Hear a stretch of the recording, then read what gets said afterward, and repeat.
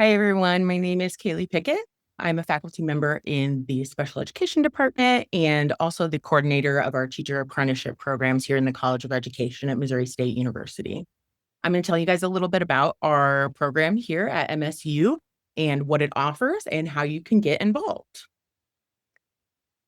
So, first off, what is a registered apprenticeship? So many of you may have heard this term apprenticeship before, and you've probably heard it in the context of skilled trades, individuals that are training to be electricians or welders or construction foremen. They train in what's called apprenticeship, which is when you receive some of your training on the job with an expert in your field, in your field of study. So electricians, they go maybe to some classes at night to learn all the math stuff that goes along with electricity. And then they spend their days working with master electricians, learning how to actually implement those practices. We've taken that idea of apprenticeship and we've applied it to the education sector here at Missouri State. And this is a very innovative program. We were one of the first ones in the nation to develop this programming. So registered teacher and paraeducator apprenticeships, we say they're industry driven, high quality career pathways where employing school districts can develop and prepare their future workforce, and individuals can obtain paid work experience, university level instruction, a state teaching license, and a nationally recognized apprenticeship credential, all while supporting and contributing to their local communities. If any of this sounds good to you, then you should listen up here to the rest. So, what is teacher apprenticeship? Industry led. That means that the school districts across Missouri have partnered with us here at Missouri State, and they have told us this is what we need our future educators to be able to do. This is what it looks like in practice. And these are the things that we need your help with. We've talked with school leaders for years. We've had advisory councils and we've met with the districts, and they are leading this programming with us. It's paid work. So this isn't an internship. It's not a practicum. It's not your student teaching. This is a paid job.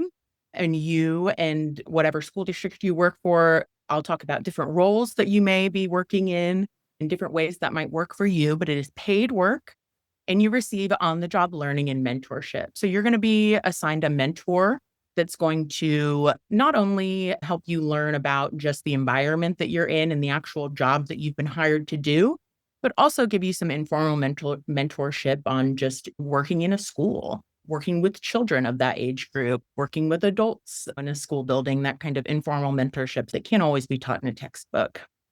What our teacher apprenticeships are not is a major. So you don't need to choose between what you're studying right now or being a teacher apprentice. You can be both.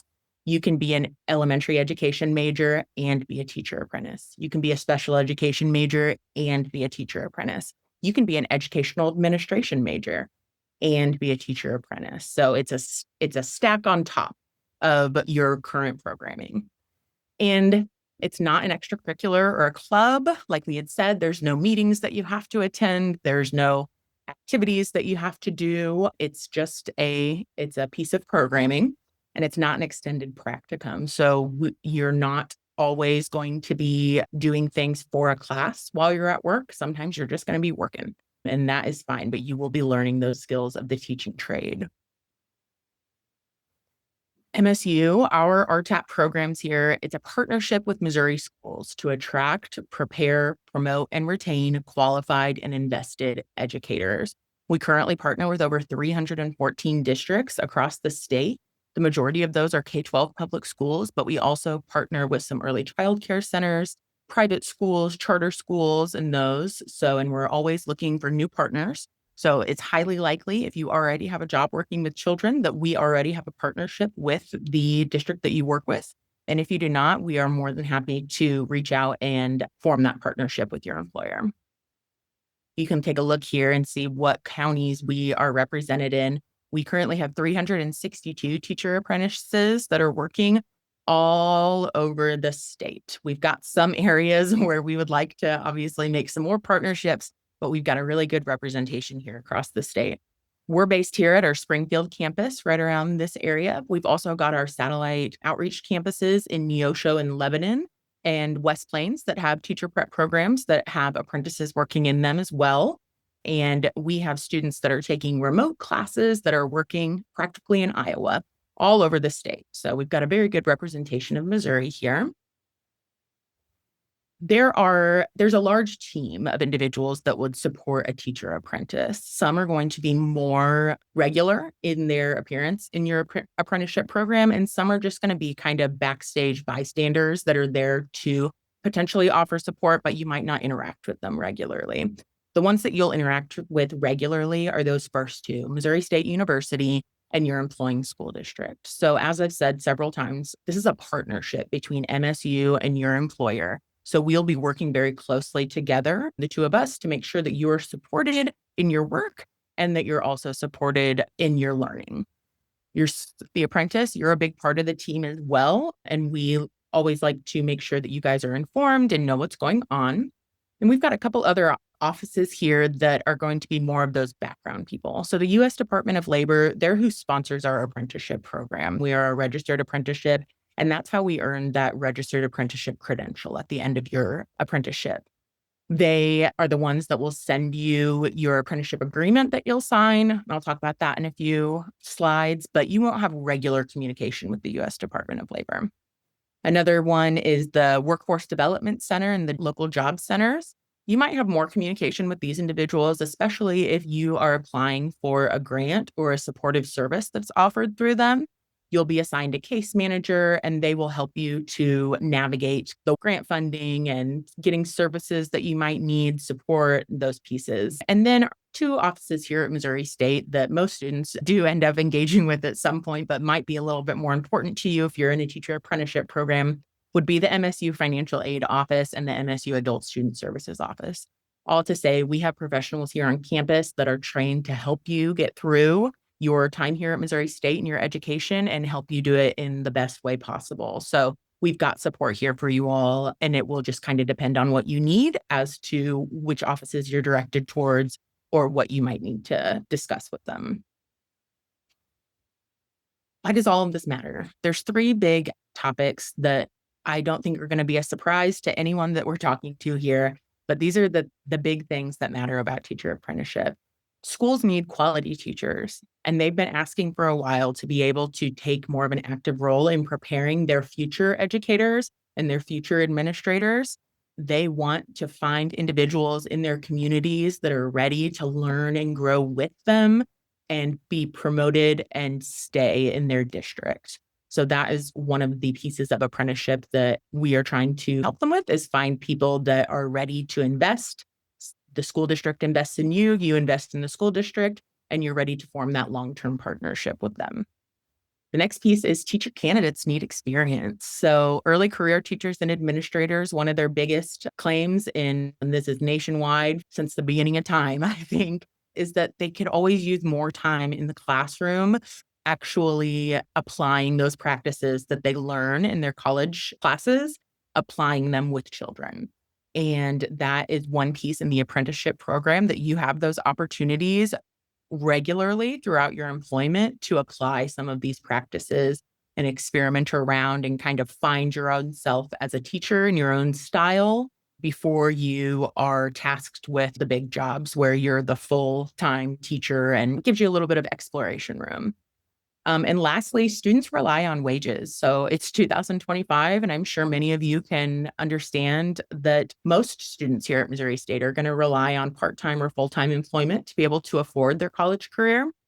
And working in your intended career path early is going to have some advantages for you in the present and in the future. So if you're already having to work part-time or full-time, we think that it would be a great idea to do that work in a school with children so that you can prepare for your career.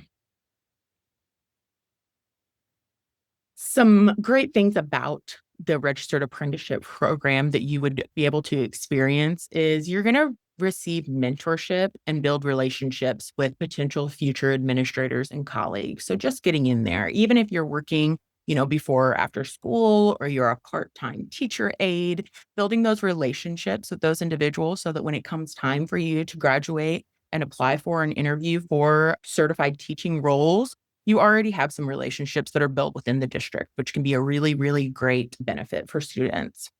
You'll earn that nationally recognized apprenticeship credential. So one day, say you want to leave Missouri and you move out to Nevada, you'll take that teacher apprenticeship credential with you. It looks good on your resume. It's great to talk to potential future employers about, hey, when I was in school, I worked with a K-12 school district and I did these kinds of things with my mentor, and I have all of this experience and I have this credential from the Department of Labor that certifies it. And then we have some programs here at Missouri State that offer some additional pieces. So some programs can offer coursework that's taught by your employer tuition free. Not all programs have that option, but some of them do. And some of our programs will allow apprentices to complete their practicum and student teaching hours while in their paid role. Again, not all programs, and it kind of depends on what your role is. But in some of those instances, when it matches the certification requirements of your program, you could be able to remain on the clock while completing your student teaching or completing your practicum assignments. Registered apprentices may be eligible for tuition assistance grants and supportive services. So the MSU RTAP team will notify you of any new grants or scholarships that are available for you to explore, and will support you with the process of the application as needed. It's not a guarantee that you will get grants or support, but we see things all the time out there, and we're always reporting them to our apprentices to explore and see if it fits you. Grants have some requirements most of the time, and they're different from grant to grant. Depends on who the grant is aimed to serve. But we have had many apprentices in our program that have received some really great grant funding that has been able to offset some of their tuition costs. Also, we'll make sure you're connected with workforce development because they can provide some of those supportive services to apprentices that are based on need. Things like childcare vouchers, car repairs, gas cards, gas money, to be able to attend class or work. So we'll put you in contact, and then you will work with workforce development, a case manager, if you feel that you are needing some additional supportive services to be able to maintain your employment and maintain your schooling. What counts? So I've talked a lot about apprenticeship. I've talked a lot about working with schools and working with children, but what specific roles are we looking at here? So if you're employed part-time or full-time by a Missouri K-12 school district or eligible child care provider, that counts. Check with me if you're unsure. The majority of K-12 schools in our state are approved, but if you work for maybe a private school or a private child care facility, something like that, just check with me. It's pretty likely that we can form a partnership with your employer, but check with me to make sure that we can get that going. Subbing through an agency like PenMac is not approved at this time. However, if you are a substitute for a school district and the school district pays your check every month, then we can count that as an approved employment setting. If you're through an agency, it's unfortunate that we can't register those, but if you are employed as a substitute through a school district, we can register you there. This includes a variety of positions. So you could be serving as a teacher of record. You could be a teacher's aide or a nursery daycare aide. You could be a paraeducator. You could be a before or after school childcare worker. Any of those will work for this programming. And if you have a specific role in your school that wasn't mentioned here and you want to check if it will count, just reach out to me and I will let you know. One of the big things to keep in mind is that you should be working with the age range of students that you plan on getting certified with. So if you're an early childhood major, you should be working with young children birth to 4. If you're an elementary ed major, you should be working with young children kindergarten through 5th or 6th grade. If you're a K-12 major, you can kind of go anywhere along that range, but you should be working with the children of your intended certification. And some programs may have more specific requirements. So check with your program director if you feel like you need some specific guidance. For example, in special education, we have to certify that the setting that you're in fits our mild, moderate, cross-categorical standard. So just reach out to me. I can check these things pretty quickly, and I will get back to you and let you know if your position is good or not. Okay, next step. So if all of this sounds interesting to you, if you work with children in some way in Missouri and you're ready to get registered as an apprentice, you'll complete the MSU College of Education Registered Teacher Apprentice Registration Form. And it is on the next page. I've got a link and a QR code for you. This form gives me all the information I need to register you as an apprentice with the Department of Labor. It can take up to 2 weeks in the fall and spring semesters to get these registrations processed. I don't register apprentices over the summer, so you'll have to wait for fall and spring semesters when you're ready. Just be sure to follow up on your registration status. If you have questions, you can email me directly and I can let you know where we're at in the process. If your employer is one that we're not already partners with, it may take some additional time for me to make that partnership with the school and get those kinds of agreements in place before I can get you registered. So just stay in contact and we'll let you know when you're ready. After we've registered you, you will digitally sign a Form 671, which is your apprenticeship agreement from the Department of Labor. They send it to you through DocuSign, and you just need to check over and make sure all your information is correct. It's the same information that you provided me on the registration form, and I just copy and paste it into the system. So check for errors, and then when it looks good, go ahead and sign it. The link that they send you for the DocuSign does expire after 10 days, so you've got to get in there and get it done, or else it will expire. If it expires, not a huge deal, send me an email and I can get you another one, but I'd prefer if you signed in on that first 10-day notice that they give you. And then after you've signed your Form 671, you're just going to work and you're going to watch for communication from me. So I will send out information, or members of the team will send out communication. We have a Brightspace community that you'll be enrolled in, so you'll get some announcements through there. I might send some specific emails to you if you fit a niche area and something might be appropriate for you, maybe a grant or a scholarship or a professional development opportunity, or things like that. I try to keep you informed of things that I know about and send those out to you. Please make sure that you're responding to those emails if you have any questions. I'm here to support you, and I need to know if you are running into snags or issues so that I can help you fix them. Almost all problems are fixable, but I've got to know about them. So if you run into something, you've got to send me an email and let me know so that I can help you work through it. Okay, and here's this kind of final information page of things that you'll need. So you can visit the COE apprenticeship website here. You can use our QR code. We've got just some additional information, some graphics, some videos, some links to different things here if you want to just explore a little bit more about teacher apprenticeship. When you're ready to get registered, you can complete the COE RTAP registration form here, or you can scan the QR. Completing this form is going to enroll you in that Brightspace community. So then you can look out for announcements from that. Again, there's nothing that you have to do in this apprenticeship. So there's not assignments. There's nothing that you have to turn in except for signing that 671 form. This is just going to be a way for me to get you information about things. So it'll be mostly announcements. You won't really need to submit anything to our COE apprenticeship Brightspace. And then finally, here's some contact information for me and our team. So moapprenticeship@missouristate.edu is our program email, or you can email me directly, kaylee.pickett@missouristate.edu, and I'd love to get you whatever kind of support you're looking for.